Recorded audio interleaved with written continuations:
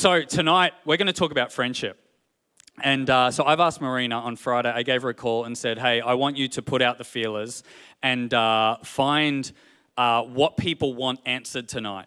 So she searched through her networks and delivered to me some questions. So basically, I've structured tonight, I'm going to go through the questions that Marina has sent me, and we're going to unpack them tonight. Sound good? Awesome. So, as I said, the category is friendship, and I loved hearing your story tonight, Rach. And I love that story of really looking at your world and prioritizing your world in relation to what's valuable and important. And it's so true in regards to our friendships, our relationships. We need to examine our world, and we need to prioritize our world. Because friendships, our relationships, are some of the most valuable things in our life, right? So we need to prioritize them. We need to look at our world and structure our world in a way so that we can have good, fruitful, life-giving relationships. Amen. And you know, this is really important for me. I think as a pastor, one of my main jobs is to help people flourish in their relationships, is to help people develop good friendships that are going to add value to their life. Because I know this to be true. The success of my life is, I think, almost founded on the quality of my friendships. My friendships are going to be the things that cause me to go the distance. Because life is challenging, right? It's not always smooth sailing, and we need people in our world to help us along the way. So, I'm going to read out the questions. Do you want to hear the questions that Marina sent through? And then we're going to jump into it. So number one, how to be a good friend when you're not a quality time person and also an introvert.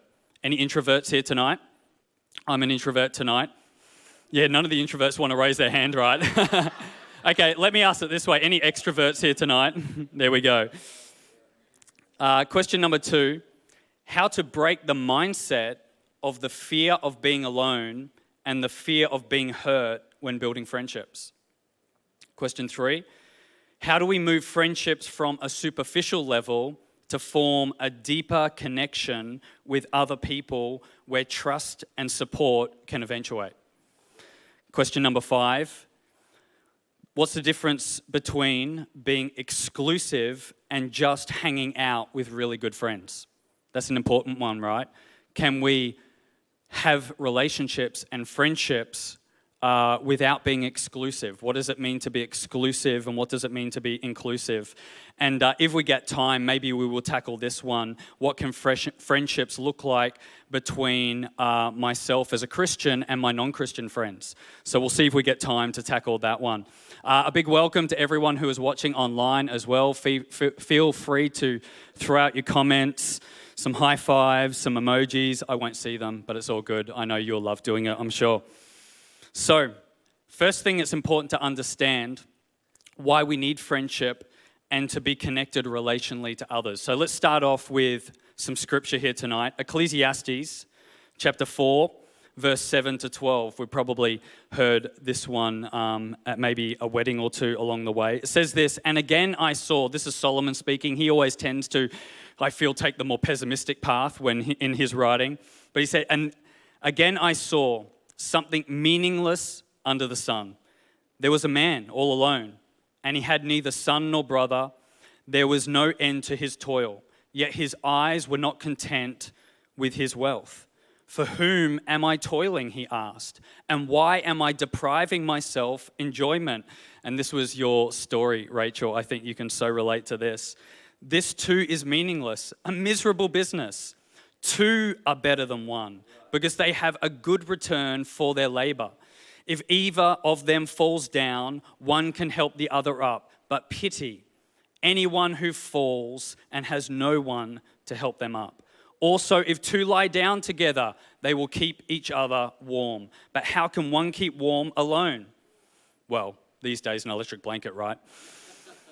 Though one may be overpowered, two can defend themselves. A cord of 3 strands is not quickly broken. You know, when it comes to friendships, I would say this. Friendships give meaning to our struggle and our striving. Friendships bring meaning into our struggles and our striving. And I would say friendships give strength to our struggles and our striving. Friendships are so valuable. Friendships are so important. Friendships, I think if we were asked the question, how do we live a life where we experience joy? I would say joy comes from our relationships. Joy comes from our friendships, but also we know the opposite to be true, right? Pain can come from our friendships. So we're going to continue to dive into this tonight, and how do we have good friendships that are fruitful, life-giving, and bring joy, bring meaning, and strength. John chapter 13, verse 34 to 35. This is Jesus speaking. A new commandment I give you, that you are to love one another, just as I have loved you. Love one another. That's so important, right? He didn't say, I want you to just love yourself.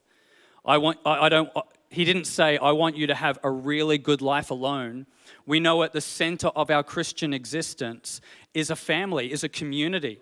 And Jesus is continually pulling us into that community and asking us and telling us, love one another. Why? Because someone else needs to be loved? Well, yes, but because by loving each other, we find the most fulfillment. We experience the deepest level of joy. Love one another just as I have loved you. You also are to love one another. By this, all people will know that you are my disciples if you love one another. See, the reality is this. I can't love and I can't be loved if I'm not connected to others, right? And it's amazing that Jesus here says it's our love for one another that becomes the display of God's kingdom. And so to be able to truly display God's kingdom, to truly be able to display the nature of Jesus, we need to love one another. But of course, we can't love one another unless we are in relationship with one another, unless we are actually connected to each other and we're actually around each other. We can't display God's kingdom alone. We can't display the goodness of God by ourselves. It's actually through our love, it's through our kindness, it's through our grace to one another. If I have no friends, I won't be able to display the love that demonstrates to the world that I'm a part of Jesus' community. And that's what we are called to do. Love is our greatest witness. So I like to think of our friendships in that light as well. Yes, friendships give us strength and meaning in our struggles and our striving, but also friendships are where I display the goodness of God. Friendships are the place where I display the love that Jesus has for me. The second I thought I would just mention is the difference between friends and family members. And there's a Proverbs that says, a friend loves at all times and a brother is born for adversity. But this is important to know and to understand. What's the difference between a friendship and a family member? And it's not to say that we can't have good friendships with family members, but there is a difference. You know, it's hard to leave your family, right? Like we can, but it's a bit more difficult, but it's quite easy to leave a friendship. So that says something about the nature of friendships, and there's something powerful within friendships, the fact that they are voluntary. There's something powerful about a voluntary commitment that a family doesn't necessarily give that changes the dynamic of friendships. And this is why friendships can be incredibly powerful. And this is why God doesn't force us into friendship with Him, because there's something powerful in a voluntary relationship that we enter into. And I like to think of it like this: the difference between a genetic alliance versus a relational allegiance. Alliance is this idea where there's a mutual benefit. When we're in a relational-based situation around similarities, like in a family that's a father or a mother, there's a genetic similarities. There's a type of alliance. But I like to think of relationships, our friendships, as relational allegiances. Allegiance is this idea of a voluntary commitment centered around a cause, or this idea of citizenship, this idea of a common group. See, forming a strong friendship with someone, it's like almost leaving one country and becoming a citizen of a new country. You enter into a relational connection where there's almost this new set of laws, there's this new culture that you enter into, and it requires sacrifice, it requires commitment, it requires us to engage in a particular way, it requires us to really get to know that person, it requires us to dig deep, it requires a lot of things from us that makes it powerful by nature. See, John 15, verse 13, Jesus says, greater love has no one than this, that someone would lay his life down for his friends. It doesn't say family members. It says friends. That's interesting, right? Because friendship is voluntary. And when we can truly commit to someone and love someone and be kind to someone and get to know someone and pledge our allegiance to someone, that's powerful on a voluntary level, which is what makes our relationship with God so powerful. Okay, question 1. Are you ready? How to be a good friend when you're not a quality time person and also an introvert. Well, I'm an introvert, and I always kind of joke around with my introvertedness, saying I'm the type of person, I don't know if anyone can relate to this, where I feel I could just live in a log cabin by myself for like a very long time. Who's there? Yeah, Karen, you can relate to me. I could just go off to the woods, into the wilderness, and just live by myself and be quite content. Well, I think I could be quite content anyway. Let me say this around quality time. I would say all of us can survive and do okay without a lot of quantity time, but I would say every single person on the planet needs quality time, even the introverts. You know, even the people who, even though some people might say that my kind of way of expressing love isn't quality time, I think regardless of that, we all need quality time. We can't escape it, we can't avoid it, and I think really to build good friendships, they're built on quality time. So we are unable to go deep in our relationships without quality time. And this is the fact. Being a good friend is all to do with what the other person wants, not with what we want. And so even as an introvert, even though I would prefer to go live in a log cabin by myself for a very long period of time, I know that it's not about me. And I think this is so important when it comes to building to build any friendships, but especially friendships that are deep, that are life-giving. It's not about what I want, it's about what the other person wants. Philippians chapter 2, verse 3-4. Do nothing from selfish ambition or conceit, but in humility count others more significant than yourselves. Let each of you look not only to your own interests. See, I love this because it doesn't say that we can't have interests, but don't look to them only, but also to the interests of others. See, the key to building strong and healthy relationships, regardless of our personality, or regardless of our temperament, is to think of others. And that's hard, right? Because we live in a world that I feel like there is this pressure that is causing us to continually think about me and my life, my joy, my happiness. But the Bible instructs us otherwise. We're to think of others. The basis of friendship is sacrifice. Everyone needs quality time. Quality, not quantity. And the key to quality time is to think about, what does the other person need from me? That's how you have quality time. Whether it be in marriage, whether it be in our friendships, whether it be in any aspect of relationship, to make time quality, it's like, what do they need from me? And if we were to continually not only just ask that question, but also act on that question, I'm telling you, you'll have fruitful, deep, and robust friendships. Okay, question number 2, how to break the mindset of the fear of being alone or the fear of being hurt when building relationships. And I know this is hard because many of us in the room have had relationships where we've been hurt by, right? We carry wounds from previous relationships, and that causes us to close off a little bit, to harden up a little bit, to be a bit more careful or cautious going into the next relationship. the fear of hurt causes people to keep their distance. But then the fear of being alone causes people to smother. And we can do the opposite. So we either back off or we hold on too tight. But there's got to be a middle ground. See, the problem with us who have this problem of fearing being alone or being hurt is that we have actually made the relationship all about me. Because it's like, so that fear comes from, what is that relationship going to do to me? Whether it be fear of hurt or being alone. What am I going to get out of the relationship?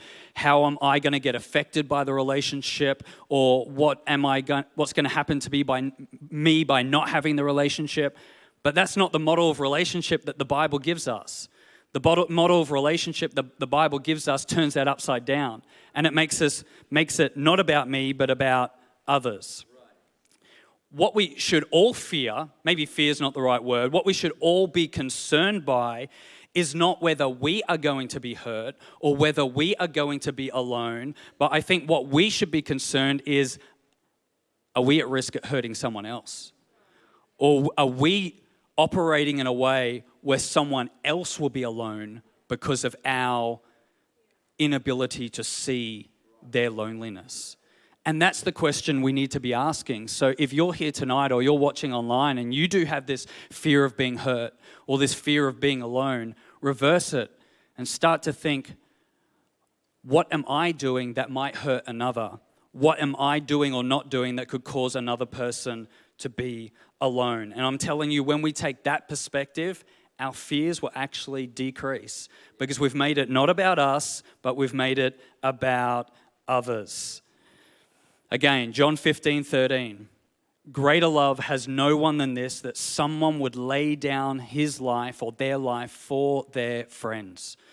Friendship requires sacrifice as we put the focus on other people. Now, but how do we minimize the pain in relationships? Because the reality is we could have all the right intentions, all the right strategies, but the reality is potentially we will still get hurt, right? There will still be collateral damage in relationships. We're going to say things, we're going to do things that's going to let the other people down. So what do? Here's two things that we can all do to minimize the pain of relationships. Are you right? And this one I've stolen from Pastor Gordon. I remember Pastor Gordon said this over and over the years. And he said, set the bar of relationships real low. Just set the bar of expectation so low. And almost have an expectation that the people that we are having relationships with, that we are in friendship with, have the expectation that they're going to stuff up, that they're going to do something wrong. Set the bar low, because the lower the bar, the less the disappointment, right?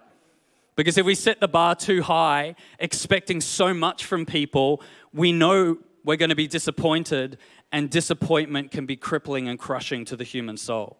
So to avoid disappointment that can become bitterness, we need to set the bar low. And number two, we need to forgive from the cross.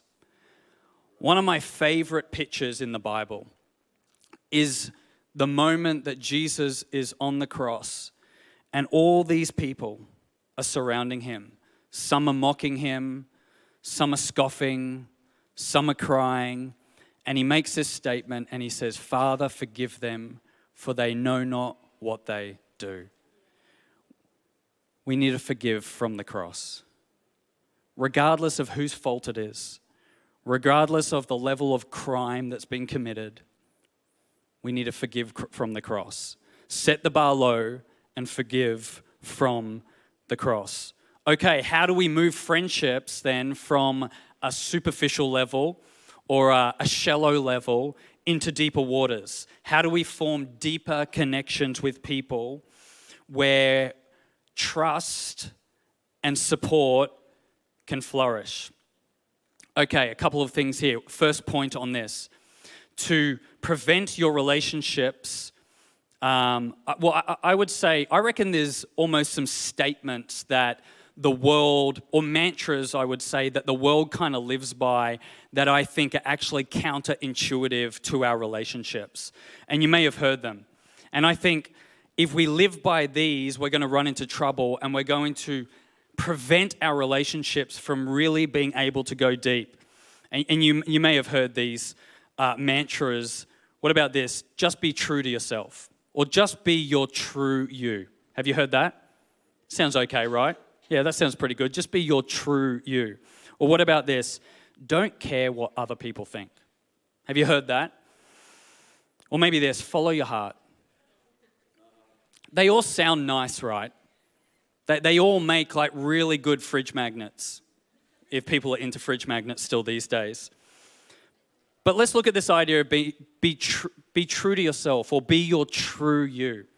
See, the problem with this, as we read the Bible, we discover that our true you often is terrible most of the time. Like our true you, my true self is actually flawed. Like if I was to be my true self, I would probably hurt a lot of people. But the Bible doesn't tell us to be the true version of yourself. The Bible tells us to be the new version of yourself. That's what the Bible says. But the problem is we fall into this trap of, I've just got to be true to myself. I've just got to be my true me. It's like, I don't know if you should do that. Like, because you'll probably really mess some things up. Like you'll really prevent your relationships from going to a deeper level if you just be your true self. But God is calling us to be our new self. And as we approach our relationships in our new self from a place of generosity, of kindness, of grace, of forgiveness, our relationships flourish. And then there's that statement, don't care what people think. I've heard so many people say that. But you know what? I reckon we should be deeply concerned with what other people think. To not care what people think is to not care about people. To have good and deep friendships, to develop a deep friendship with somebody, you need to deeply care about what they think of you. What do they think about me? The way I speak, the way I act, the way I interact with them. We need to be deeply concerned with what other people think in order for our friendships to go deep. Here's another one. I find friendships fall into this trap, and I call it the Anna and Olaf syndrome. Anyone, put your hand up if you've seen Frozen here tonight. This is going to be difficult if you haven't seen Frozen, but I think most people have seen the movie Frozen, right? So there's a princess and her name's Anna, and there is a little snowman named Olaf. And these two have a friendship with each other. But I reckon it's actually the worst version of a friendship. Like from the outset, you think, oh, they're just great together. Like they're just so happy together. But the problem is there's this scene in the movie, right, where Olaf, this little snowman, is singing this song about his deepest desires. You know, just follow your heart. Just follow your heart, Olaf. And Olaf is singing about this song about summer. And all Olaf wants to do is experience summer. He's singing about summer is my most favorite season. All I want to do is... How does it go? No. We don't want to do that. We're going to get way too many negative reviews online if I start singing. So he starts singing this song about summer, and Anna thinks this is awesome. Oh, Olaf, he's just having the best life. Look at him. He just wants to live in summer all the time. Follow your heart, Olaf. You just go. You be your true you. You just go chase summer. And then we have Christoph, who I reckon is actually the better friend. See, Olaf made a mistake here. He should have really connected with Christoph and not Anna, because Christoph is there, and Christoph tries to stop it. He's like, what are you doing? What are you doing? No. Summer is the worst thing for you. Like, you are not designed for summer. Like, summer is the pathway to your demise, to your destruction. But here's Anna stops Christoph and says, no. Don't come between. Oh, I almost fell off the stage then. Don't become between Olaf and his dreams. See, Christoph is trying to warn Olaf. Christoph is actually being the better friend. But what happens in friendships, we have these Anna and Olaf friendships. And we affirm people all the way to their destruction or their demise. And we are unable, because there's no depth in the friendship, to warn people of the pitfalls that are right in front of them, because there isn't that depth, there isn't that trust, there isn't that honesty that's taking place. Proverbs chapter 27, verse 5 and 6. Better is open rebuke than hidden love. Faithful are the wounds of a friend, profuse are the kisses of an enemy. See, the challenge is in a friendship, if we are unwilling to take the friendship to a place where we're able to really speak into others' lives, we can actually become each other's enemy. And we can actually become the worst thing for each other rather than the best thing for each other. So to go deeper, we have to develop a place of honesty where we can talk about each other, what we're doing well, where we're going wrong.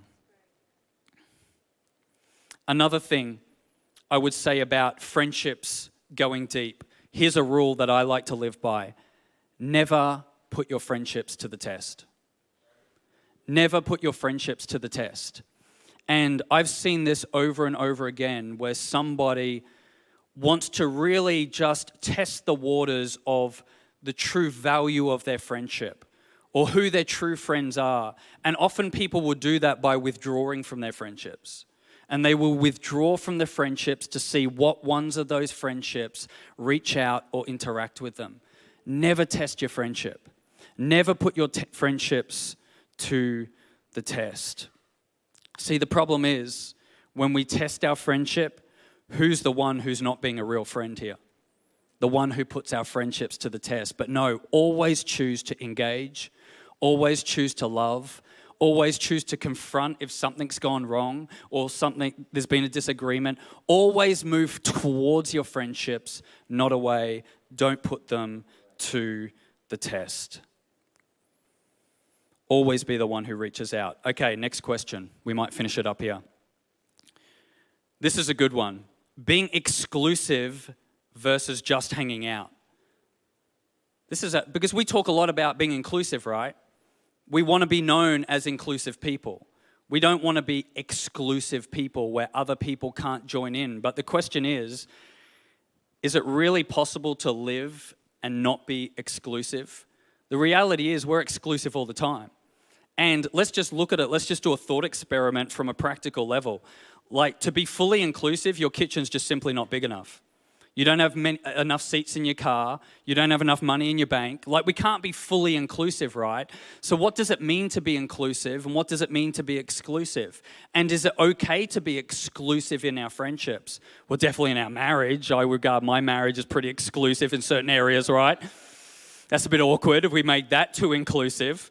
It's kind of frowned upon, right? So obviously there's areas of relationships where exclusivity is important, right? But what does this look like? I would say there's two types of exclusion. There's selfish exclusion, but then there's also selfless exclusion. So rather than thinking of it being excluding to others, think of it like this, being excluding for others. So rather than thinking of being exclusive to others, we're exclusive for others. Because there's times in friendships that we actually need to be exclusive. Because there's a level that we need to go to. There's a conversation we need to have. There's growth that needs to happen. And, there's only so much growth that can be done in large groups. There's times that are important that we need to get together. So what does it mean for people, though, who are feeling excluded? What does inclusiveness look like? Well, I would say this. To not be exclusive doesn't mean to include everyone to everything. But not being exclusive means to look out for people who are feeling excluded and help them find inclusion. And we can just look at this, a practical example, like here when we gather at church on a Sunday. We're out in the cafe and we've got our friends. I think to truly not be exclusive doesn't mean that you have to pull all the tables together and all sit at one table, but it's looking out for the people who are feeling excluded. That's how we not be exclusive. By having our eyes open to those people who are feeling excluded and working out, asking ourselves the question, how do we make sure that they are included?